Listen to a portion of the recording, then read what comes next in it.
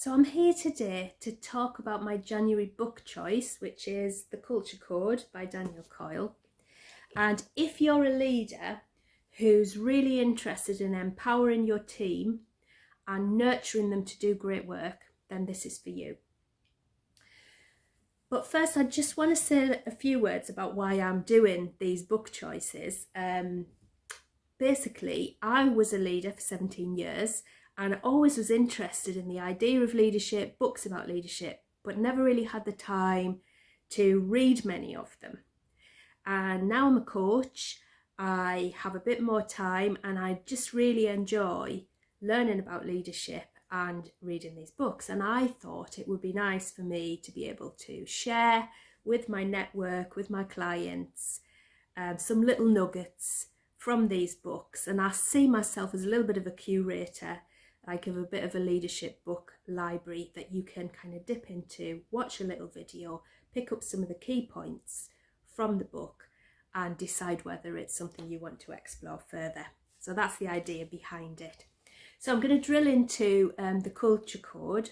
So as I say, if you're looking to empower your team, get the culture really right in your organisation, then there's some really good ideas here and some really simple things that you can take from it and you can do. So Daniel Coyle has gone out and he's looked at examples from the sporting world, the business world, military organisations, schools, a whole range of different sectors. He's looked at the most successful organisations and groups and he's looked at the features of them and what they have in common. And he's pulled out really what it is that's made them successful and also what are the skills of the people who lead those groups that have made the difference. And he's come up with 3 actual skills, and they are building safety, sharing vulnerability, and establishing purpose. And so I'm just going to take each of those in turn very briefly. First of all, building safety. And this is the first and foremost one, because when you join a team or a group, your brain is asking the question, am I safe here? Is this a safe place to be? And so Daniel Coyle talks about these things called belonging cues. So these are the signals that we send out as a group that answer that question, am I safe? And it can be really simple little things like, a hand on the shoulder, good eye contact, nice active listening, all those little things that add up to a sense of belonging and making each individual in the group feel really valued. And so how do you do that? It's using really good listening, as I say, but also a sense of honesty in this. So as well as sort of feeling welcomed into the group when a new person joins, there needs to be a sense of we're going to tell the truth. We're going to be honest about what's happening here, and everybody should feel able to speak out and be truthful within this group in a safe environment. So that's the first one. The second one, sharing vulnerability, is really in a few different ways. But first of all, is to show that you really love feedback. So as a leader, how do you seek out feedback and really welcome it and show everybody that you want them to tell you when things aren't right, and that you accept that kind of constructive criticism? So you've got to really model that and show that you love the feedback. And then the other thing that Daniel Coyle talks about in this book is a vulnerability loop. So he's saying that when one person in the group sends a signal of vulnerability, so they share something, maybe they're sharing a mistake that they've made or something like that, then someone else in the group picks that up and then it leads them to feel able to share some vulnerability from themselves. And then somebody else picks that up. And so what you have there is a norm being established that is really building and growing trust and closeness within the group. So vulnerability, really important.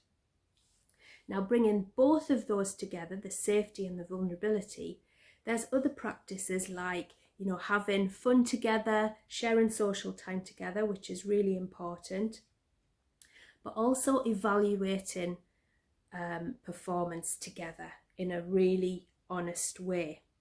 So being able to confront the truth. And Dan Coyle brings in lots of examples here. In the military, they sometimes call it an after-action review. But there's lots of different examples. But the key point is that you sit together as a group and you really unpick what's happened and you can really be honest about it. So the third skill is establishing purpose. And this is a really interesting one, because he talks about different ways, what's the why of the organisation, but how is that kind of communicated? So it's looking at the environment, and what does the environment tell you about what the purpose is here? So everybody in that organisation knows why they're there and what they're aiming for. So sometimes organisations have little catchphrases or mottos that really encapsulate what the purpose is, and they operate as kind of like a shorthand for everybody to remember that. And he talks a lot about telling stories, and I think this is really, really key, is that how can you link for people the effort that they're making right now in the present moment with the future, this meaningful future that is the ultimate aim and goal that you're trying to achieve. And so tying that together in a story is really, really useful and crucial, actually. And it did really resonate with me, because I remember the times when I feel I was most connected with my team was when I was telling those stories, when I was picking up on really important milestones and celebrating those and saying, yeah, look, we're getting closer and closer. So I think that the storytelling part is really important. And then, as well as these three skills, Daniel Coyle brings in an important question, and that is, are you leading for proficiency or for creativity?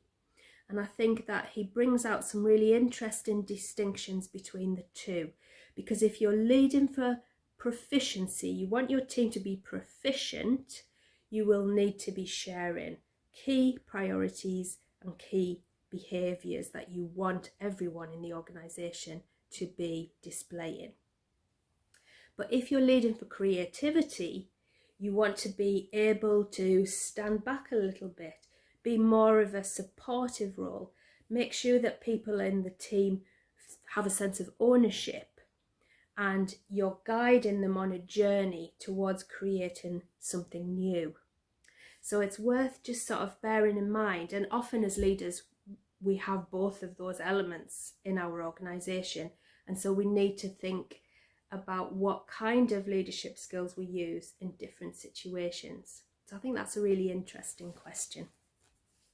So I hope that's been interesting and useful for you. What I would say is, although it's very simple, it is not necessarily easy.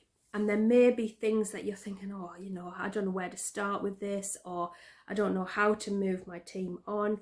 So I am a coach, and this is something that I think coaching can really help with. So it could be that as a leader, you could do with some individual coaching to work through the issues that you've got around it, or it could be that your team could benefit from coaching as a team. And I offer both of those services. So please do get in touch if you think that coaching could be helpful for you.